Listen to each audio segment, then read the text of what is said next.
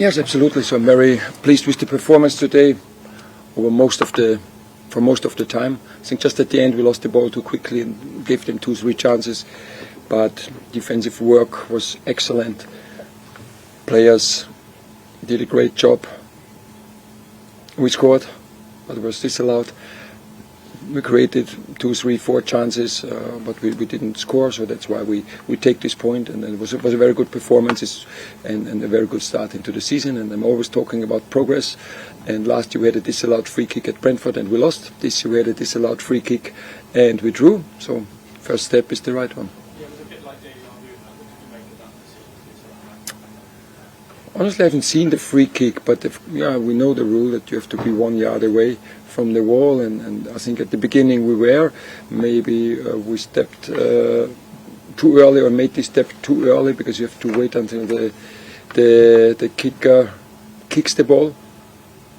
And so, if this was the case, then it's maybe it's right. But I think it's tricky because many teams are acting like this. But for us, it's now finding solutions, adjusting. But it was a great free kick of Ebbs, great goal. But unfortunately, didn't count. Gentleman here.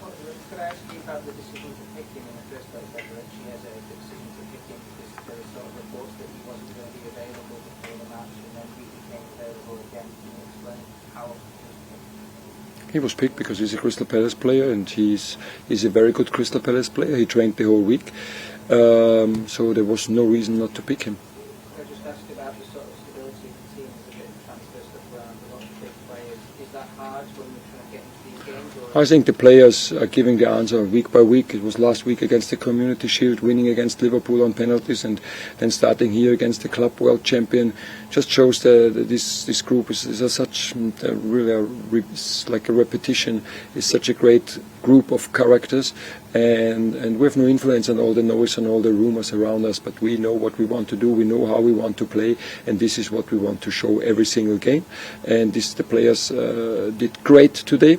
And I think they showed, and I can tell you whatever I want, but they showed that everybody is 100% committed with Crystal Palace. Otherwise, it's not possible to draw here against a very good Chelsea side. Thank you, Jack. Oliver, you've said in an interview before just now that you expect him to play on Thursday as a. Is that something you've discussed with the club, having him for that game before any deal is? No, it's you are just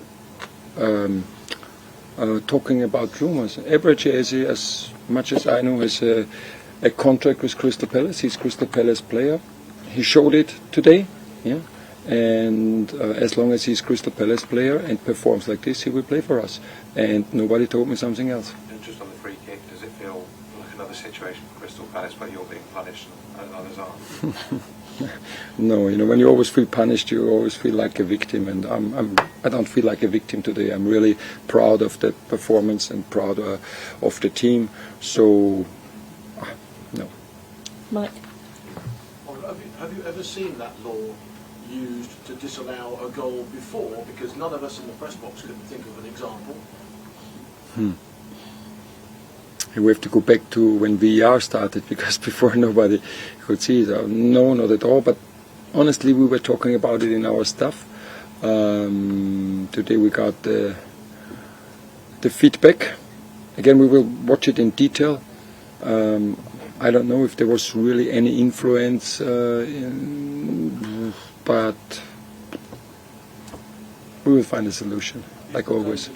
We're now setting the bar very low, and all of a sudden we're going to see lots of brilliant free kicks that fly into the top corner being disallowed for the tiniest infringement.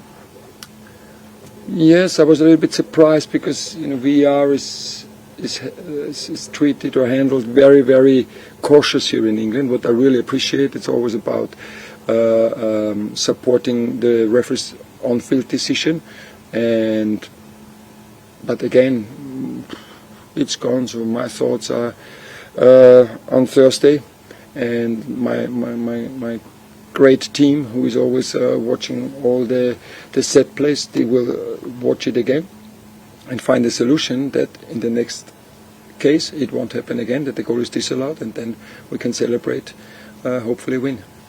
Thank you. Kevin.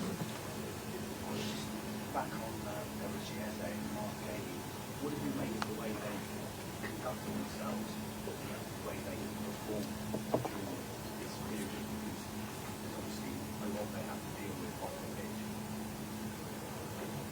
I said it before, I know it's nothing personal with all of you, but I said it's a good advice to the kids. Don't always believe what you read, especially in the internet. Yeah?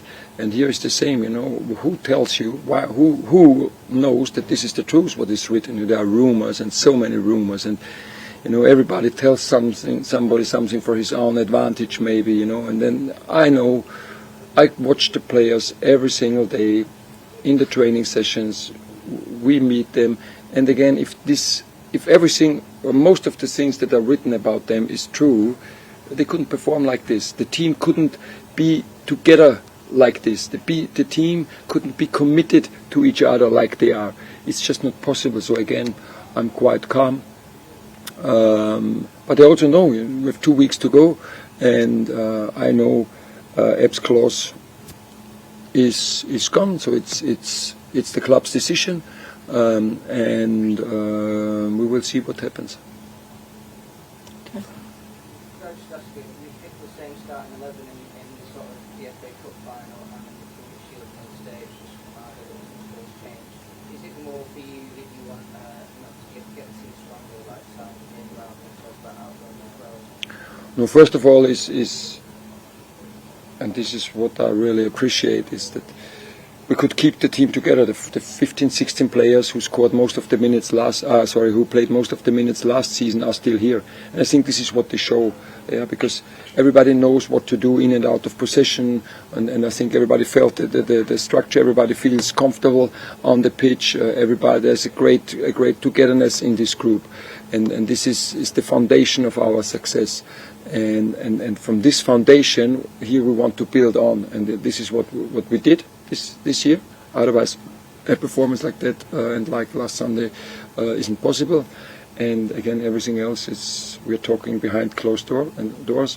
And as soon as you need to know something, you will hear from us. Okay. Bobby, last one. Thank you. About that decision to substitute Eberechi, is that available contact